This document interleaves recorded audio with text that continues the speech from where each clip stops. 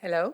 Yes. Well, thank you very much. I think I need to add to Martina's thoughts about multilingual challenges, the multi-accent challenges for those of us for whom English is not our first language. So I hope I'm intelligible. And the first thing I notice, of course, is a typo on my slide, which I did in the eyes. So I don't know what IRS is, but bear with me, and I apologize for that. Okay, let's get rid of that first slide.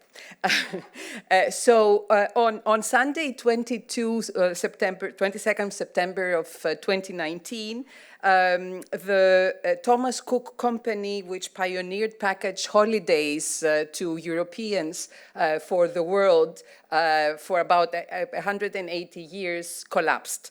And this coincided with the first time I started thinking about this paper. And I just wanted to mention that in 1841, Thomas Cook escorted around 500 people who paid 1 shilling each for the return train journey on his first excursion. And actually, he would sort of give out coupons. And this is the first sort of iteration of mass tourism. In 1869, Thomas Cook organized his first trip to the Levant, and this is a word that we use for this part of the world, for the Near East, a phenomenon. This is a break. It's a phenomenon of professional travel writers that really comes into being, and the quaint and high sought-out travelogues of European travelers to this part of the world become obsolete. In the same vein, several years later, photography challenged the accurate representation of the landscape and people. So I take this sort of seminal moment where Thomas Cook Travels was defunct to think about cycles and eras of travel and of how we think about information, recording of information, and this is, I'm going to refer a little bit to talk about these kinds of travel books that are important to the collection of the library that I'm head of. And then I will move into the sort of technology and how this helps us. So what is travel literature? The travel literature that we're thinking about here in Greece, the scope of travel literature, is it an imperial genre? Is it a genre that sort of brings to this part of the world people from Western Europe who want to colonize it, if you will? It's important to think about this for a moment. So the time period we're speaking about, the 15th, 16th century to the beginning of the 19th century, these are books that I'm sure exist in the National Library of Greece, but I'm thinking more about private collections here in Greece, especially in Athens, and all the collectors seem to stop around the time of the Greek War of Independence, or at least our projects, our digital projects do. The space is Greece on some level, but it is the Ottoman Empire, because Greece is part of the Ottoman Empire at the time. It is also interesting to think about the wars of Napoleon and what is happening politically in this area and how this area is a unified whole. The actors, those who travel, are Europeans, wealthy young men primarily, but also clerics who go for pilgrimage, ambassadors, consuls, merchants, scientists, and all these people write, not all of them, but some of them write either their memoirs or books that are manuals that tell you what they saw. What is interesting about this material is that it's not infinite, obviously, right? At the Janadios library, we have about 1,500 books that are written in different languages, in English, in French, in German, in Italian, and in some of the Scandinavian languages. And what is very interesting, I think, to keep in mind is that the genre of travel literature does not really exist in Greek. We have Pausanias, this traveler who traveled these lands in the 2nd century AD, but beyond that, in the sort of ancient Greek period and then in the sort of medieval, in the Byzantine period and later on, it doesn't seem that the Greeks really tell us a lot about what they see around them.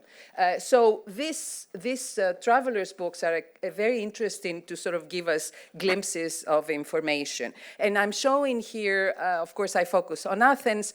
This is the Bazaar of Athens, and this is from a book published by, or the book written by Dodwell, who was an Irish-English traveler who came to this part of the world. And the Bazaar of Athens is, as you will notice, or if you have the chance to travel a little bit, is in downtown Athens, is in Monastiraki. It's a place that was very close to the ancient market, the market of ancient Athens, but here you see a market that is very Ottoman looking.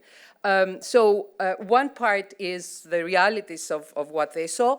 Another very interesting part that we think we need to keep in mind is that people in the 15th and mostly in the 16th century come to this part of the world because they learn, because they're humanists, because they learn about the antiquities, they want to see the antiquities. And this is a beautiful manuscript that we have at the Janadios Library by Cristoforo Buondelmonti, a Florentine, and this is because I wanted to bring something Florentine to the Fiesole retreat. And Buondelmonti travels to Constantinople he goes throughout the Aegean, and he writes first a book of islands. But his islands, as you see on the screen, we have a very interesting sort of circumference of the islands, but he really mentions and he draws on the islands the antiquities, and columns are quite ubiquitous. So this kind of literature, and most of the literature is printed, we happen to have in the Janadios Library, a library that is part of the American School of Classical Studies at Athens, a library that houses the collection of one man, or the beginning of the library is the collection of one man, a Greek ambassador to London.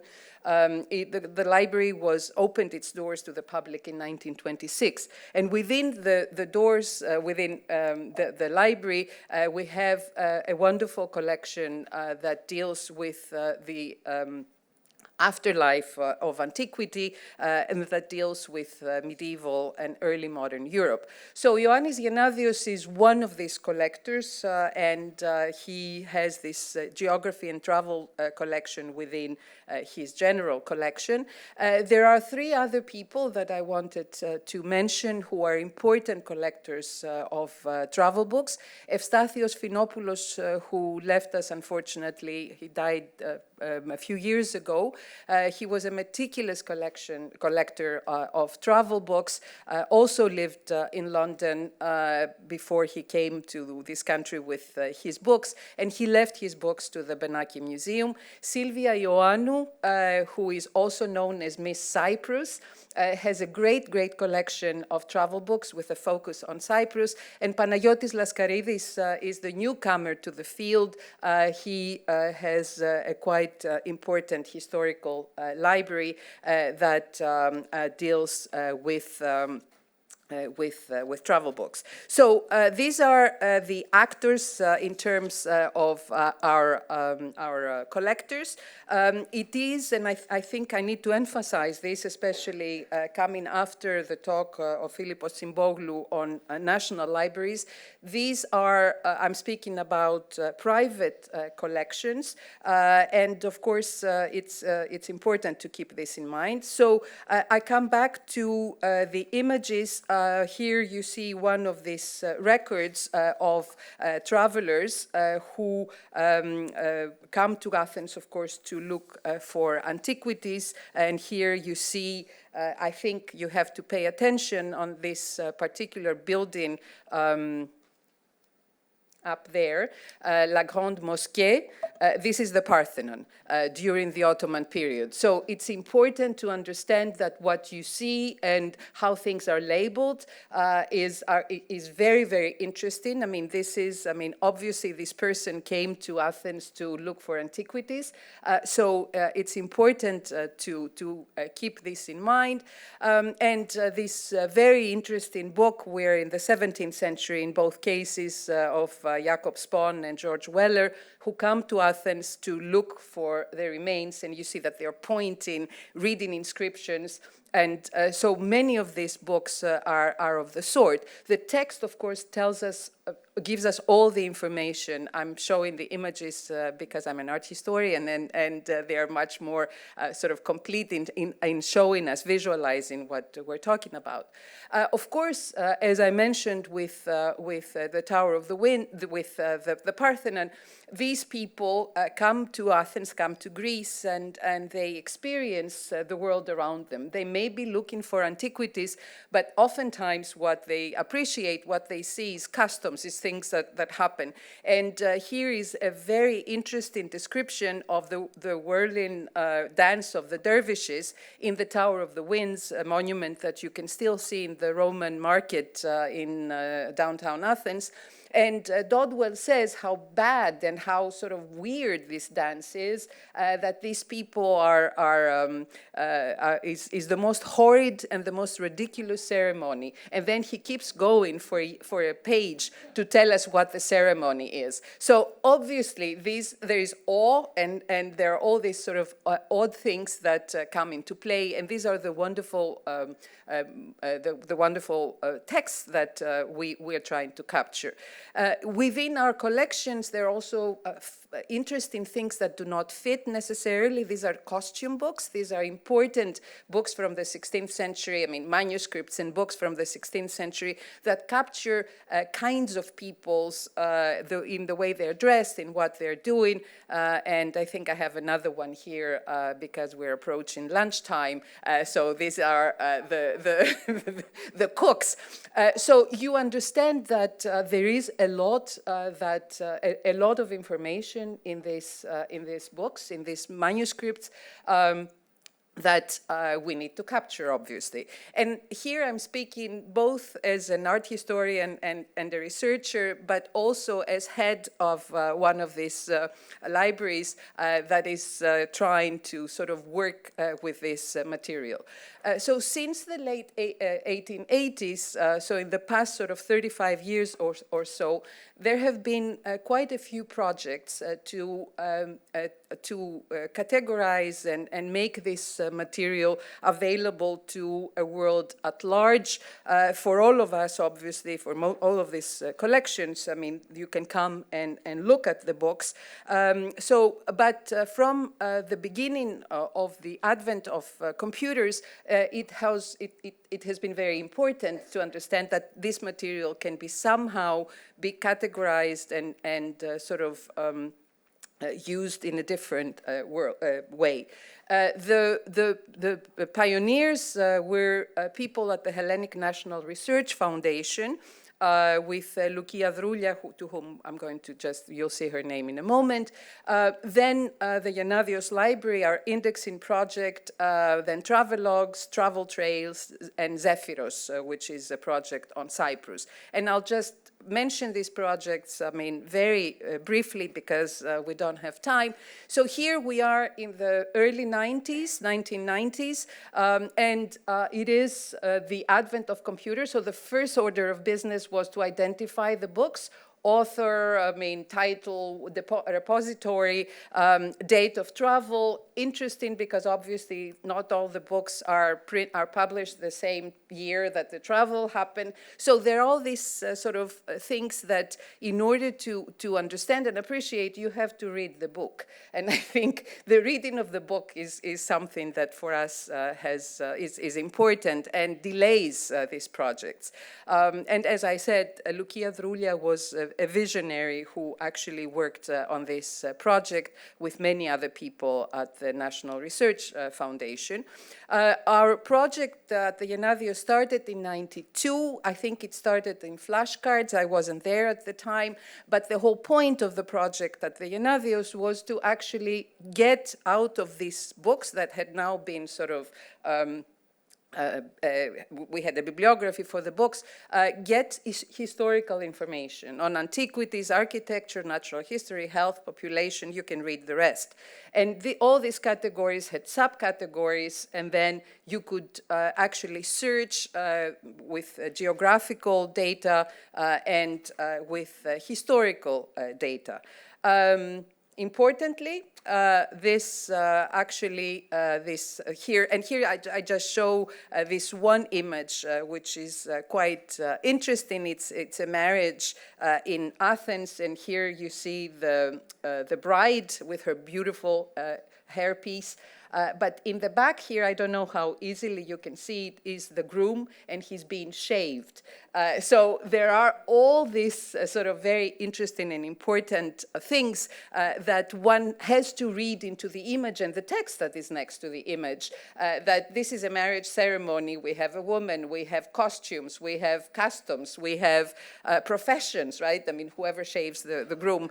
We have textiles, so on and so forth.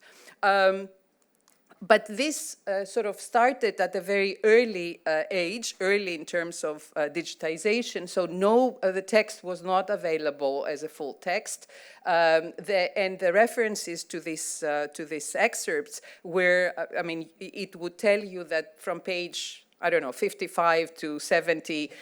The author talks about Athens. So again, you needed to come and see the book, open the book, and go for it.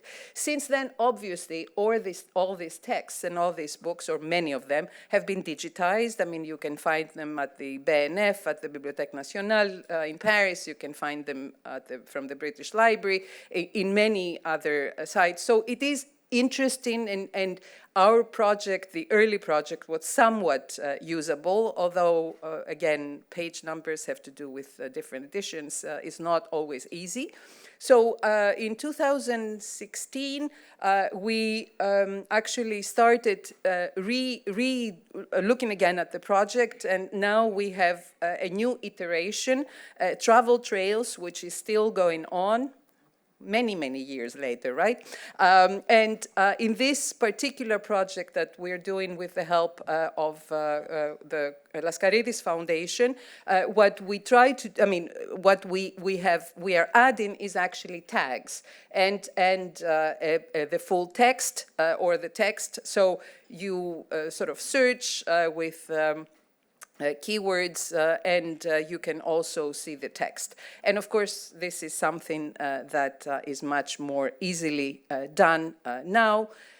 Unfortunately for us, we still have to read the text again.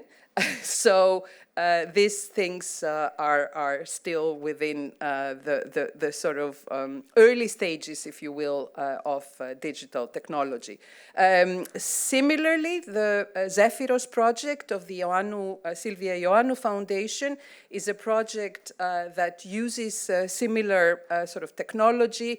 It's a project that is based on the book on the dissertation of Julia Hadjipanagiotis-Sangmeister, who is a professor at the University of Cyprus, and who has written her book on the philosophy of how these sort of travel texts are being written. And Zephyrus focuses on Cyprus. Here you see parts of the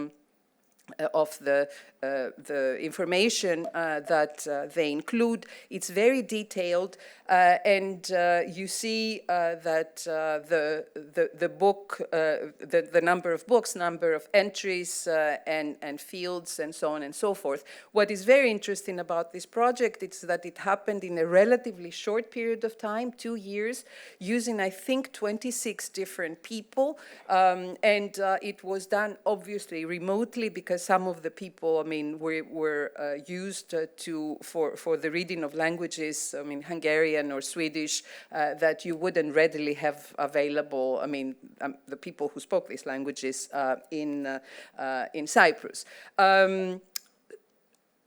And again, this is a view of one of the pages as you search, and you can search by book, by author, by keyword, subject, and so on and so forth.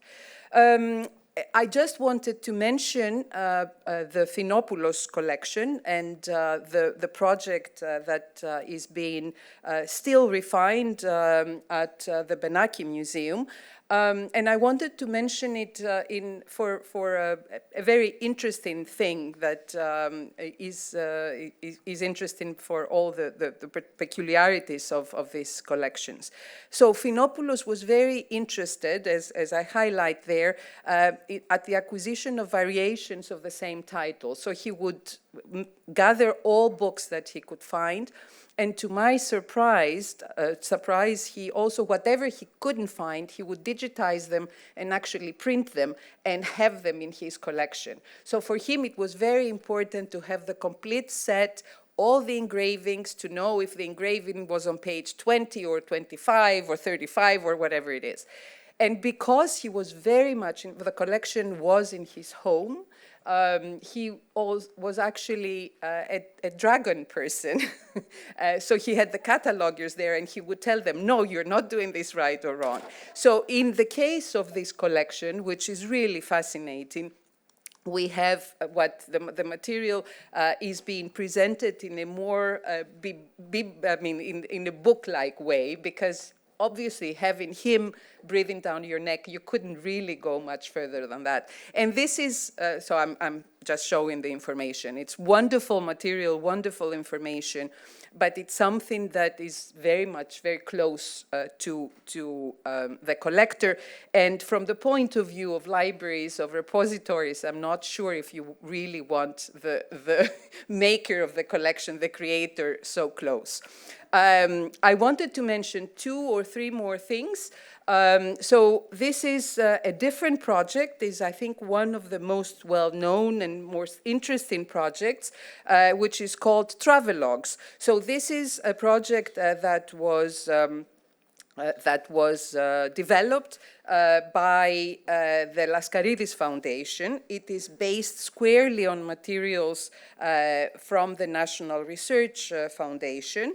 But because the National Research Foundation did not have the money and the funding to develop this project, the Laskaridis Foundation, that does have the money to do so, created this project, which in fact forgets the texts and has the images. So the images of all of these travel books were digitized from the Janadios, from the Laskaridis Foundation, I think from the Thinopoulos Foundation as well, and they're presented with keywords and tags and so on and so forth. I'm saying that this is available in Greek, in English, and in English, and I know from experience that for the Janadios Library, most of the people who ask for images from our collections, they come to us through them, through this particular project. So that's interesting.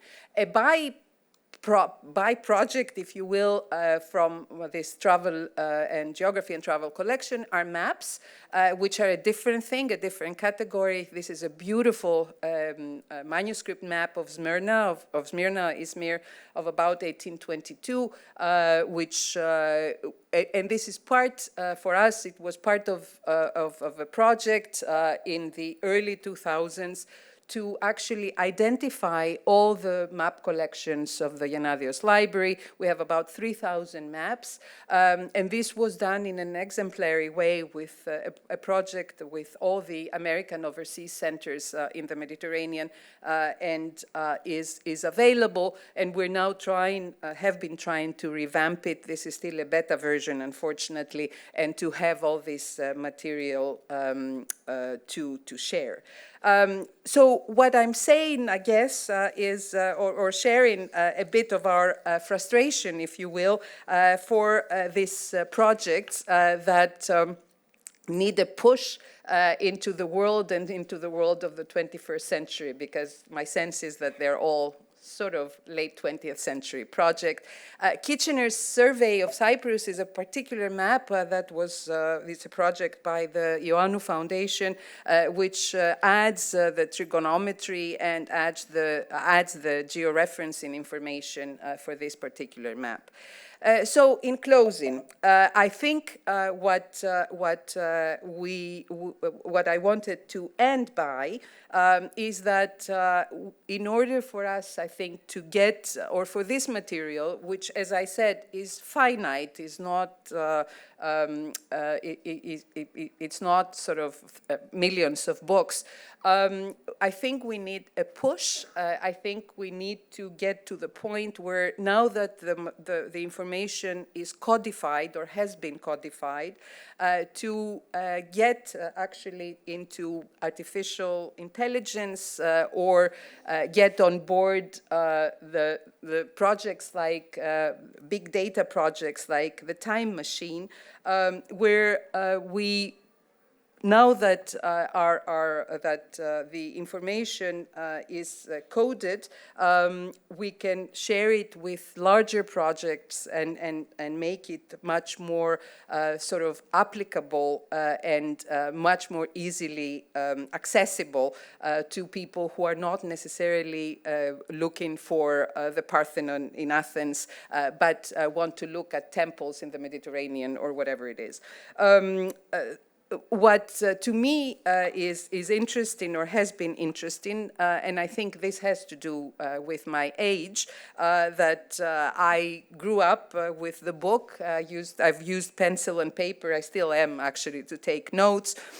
So databases are there, and I know I'm a passive user of databases. And what I think is important is and I have understood that the new way in which information is retrieved really changes methodologies and changes, I think, even how knowledge is created for people who were born with this sort of material at their fingertips. So the information is sort of fragmented, is shown, is given in a fragmentary way, and this indexing is quite important. But I think we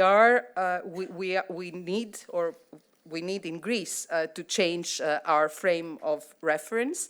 And I think what we can do, and the most important thing that we can share with the new generation, is to incorporate into these programs our extensive scholarly experience, along with the dry computational information, because I think it's one of the most basic things that anyone can move from information to knowledge and ultimately to wisdom that does come from experience. Thank you.